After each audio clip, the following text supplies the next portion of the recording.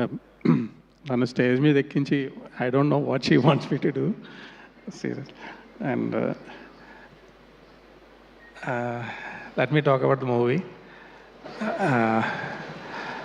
అంటే ఈ మూవీ అనేది నా కెరియర్లో ఒక one of the experience I will remember for ever for various reasons. I can see, Nageshwari enjoying this moment. అంటే సినిమా కష్టపడి తీసామంటాం కానీ సినిమా కష్టాలు పడి తీసాం. It's many reasons, not because of the producer, not because of anything. ఒక uncontrolled situation వల్ల. But ultimately the outcome is very good.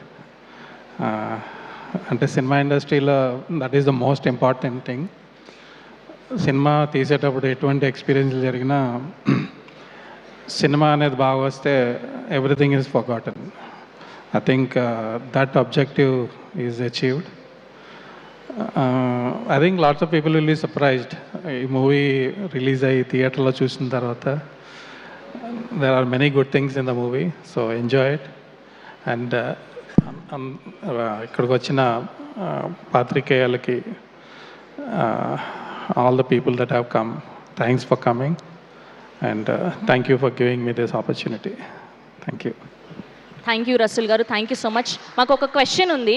So బేసిక్గా మాకు గుడ్ బై శౌర్య గారు లాగానే తెలుసు. సో సెట్స్లో ఆయన ఎలా ఉండేవాళ్ళు? సో మీకు ఏమైనా సతాయించడం జరిగిందా? మీరు ఎక్కువ టేక్స్ తీసుకోవడం జరిగిందా? మా శౌర్య గారు బ్యాడ్ బాయ్గా బిహేవ్ చేస్తూ ఉంటారా, ఆయన గుడ్ బాయ్గానే ఉంటారా? అంటే నేను ఎప్పుడు నిజమే మాట్లాడతా. There are many times I was shocked and surprised by how well he behaved. అంటే